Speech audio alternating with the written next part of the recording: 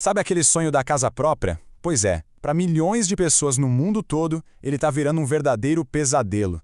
A gente já está vendo de tudo, de cidades fantasmas inteiras na China até famílias aqui no Brasil perdendo suas casas. É uma crise imobiliária bem complexa que está se desenrolando agora.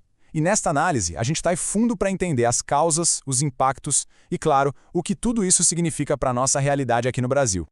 E essa crise começa com histórias de pessoas reais, como a da Daniela. Essa frase dela resume perfeitamente a dor de um sonho que se desfez. Porque, no fundo, não estamos falando só de números e gráficos.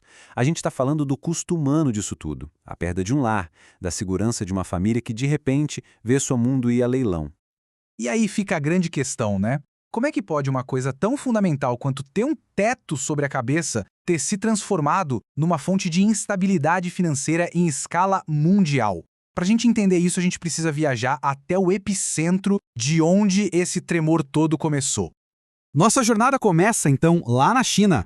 Foi lá que um modelo de crescimento econômico que parecia não ter fim acabou plantando as sementes da crise que a gente vê hoje.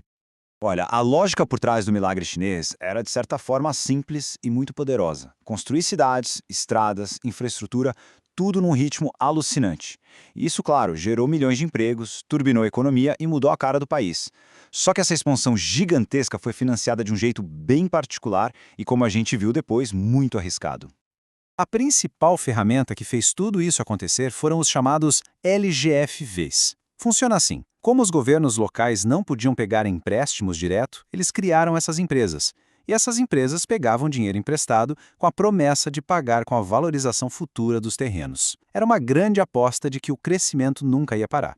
E olha, funcionou por muito tempo, até que um dia simplesmente parou de funcionar.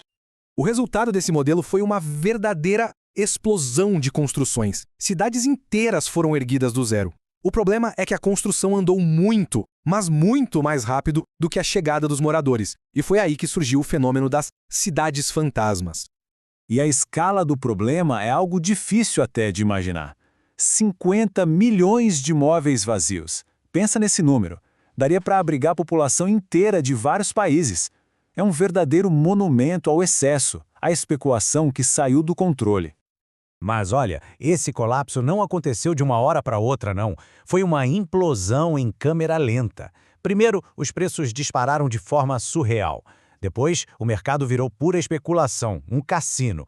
E aí, finalmente, as gigantes do setor, como a Evergrande, começaram a quebrar, uma atrás da outra, deixando um rastro de dívidas bilionárias. E essa é exatamente a conexão que a gente precisa fazer agora, porque em um mundo todo conectado como o nosso, os problemas de um gigante como a China nunca ficam restritos às suas fronteiras. Eles criam ondas de choque que, mais cedo ou mais tarde, chegam até nós. E, de fato, a crise não ficou na China.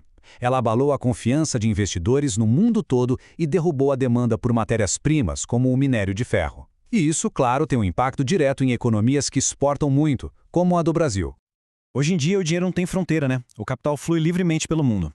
Por isso, uma crise de confiança no mercado tão grande quanto o chinês gera um medo generalizado. E o resultado disso é que o crédito fica mais caro e mais difícil para todo mundo.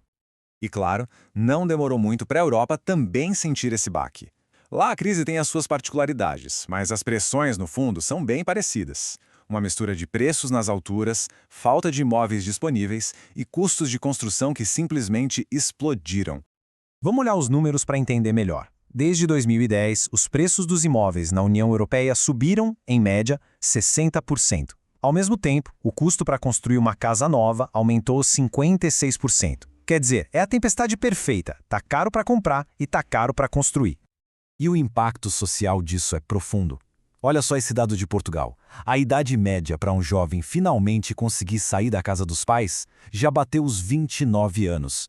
29! A moradia vira uma barreira que está adiando os projetos de vida de uma geração inteira. Com isso, a questão da moradia deixa de ser só um problema econômico. Ela se torna, como aponta essa análise, o principal motor da desigualdade de riqueza na Europa. Está criando um abismo cada vez maior entre quem tem um imóvel e quem não tem. E tudo isso nos traz de volta para casa, para o Brasil. Aqui, o cenário é bem complexo, com as nossas próprias características e um debate muito intenso sobre o que o futuro reserva para o nosso mercado imobiliário. Essa é a pergunta de $1 milhão, né? Com os preços subindo em várias capitais e o crédito ficando mais apertado, o medo de uma bolha prestes a estourar está sempre no ar. Mas a resposta, como quase tudo em economia, não é tão simples assim. Olha, os especialistas se dividem. De um lado, tem quem aponte que sim, que programas de incentivo e os juros muito baixos que a gente teve no passado inflaram os preços de forma artificial. Já do outro lado, tem quem defenda que não, que essa valorização é um movimento natural, que reflete o crescimento do país e não uma especulação descontrolada. A verdade é que o mercado brasileiro é moldado por uma combinação única de fatores. A gente tem programas habitacionais gigantescos como Minha Casa Minha Vida, tem um legado de ciclos de juros baixos que facilitaram muito o financiamento, uma urbanização que não para de crescer e, mais recentemente, a revolução do home office que mudou completamente o que as pessoas buscam num lar. Mas, independentemente de ser bolha ou não, um fato é inegável. O cenário econômico mudou radicalmente e essa mudança está começando a cobrar um preço alto, um preço que está sendo pago diretamente pelas famílias brasileiras. É aqui que a crise deixa de ser uma discussão teórica e se manifesta da forma mais dura dentro dos lares brasileiros. O impacto direto dessas forças econômicas já é uma realidade. O que a gente está vivendo é uma combinação bem perversa. As famílias já estão mais endividadas, a inflação continua corroendo o poder de compra e, para piorar, os juros altos, que são o remédio para a inflação, tornam qualquer dívida, especialmente o financiamento da casa, algo muito mais pesado de carregar. Para começar, vamos falar do custo do dinheiro. A projeção é que a taxa Selic chegue a 15% em 2025. Na prática, isso quer dizer que as parcelas de um financiamento imobiliário ficam muito mais altas, tanto para quem vai comprar agora, quanto para quem já tem um contrato com juros variáveis. E a consequência direta disso? A inadimplência disparou. Com o crédito caro e a renda apertada, muita gente não consegue mais pagar. Só na primeira metade de 2024, 44 mil imóveis foram para leilão por falta de pagamento. É um número realmente assustador. O sentimento geral é de sufoco. Um pesquisador da USP usou uma palavra forte, mas que descreve a situação com perfeição. As famílias estão se sentindo asfixiadas, presas entre dívidas que não param de crescer e uma renda que simplesmente não acompanha. E a velocidade com que o problema está crescendo é o que mais preocupa. Olha só essa progressão. Em 2022 inteiro foram 9 mil imóveis leiloados. Em 2023, esse número pulou para 26 mil. Agora, só nos primeiros 6 meses de 2024, já são 44 mil. É um crescimento exponencial que acende todos os sinais de alerta. E aí, a gente entende que essas lutas individuais, quando somadas, se tornam um grande desafio nacional. Não são apenas casos isolados, mas sim um problema estrutural que, no fim das contas, enfraquece a economia do país como um todo. Diante desse cenário todo, que é bem desafiador, a pergunta que fica é: como navegar no meio de tanta incerteza?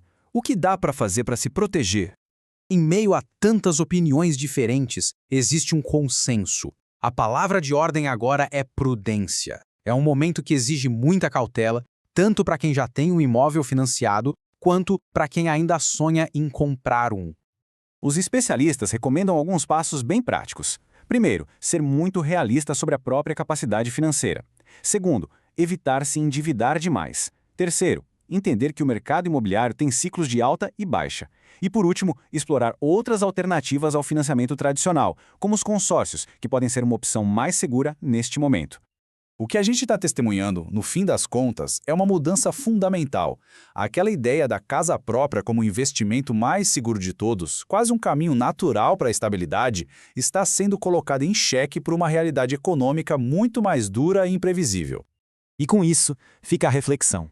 Para uma nova geração, e até mesmo para quem já está no mercado, será que a busca pela casa própria ainda é a realização de um sonho? Ou ela corre o risco de se tornar uma grande armadilha de dívidas? A resposta para essa pergunta vai definir o futuro não só de milhões de brasileiros, mas do próprio país.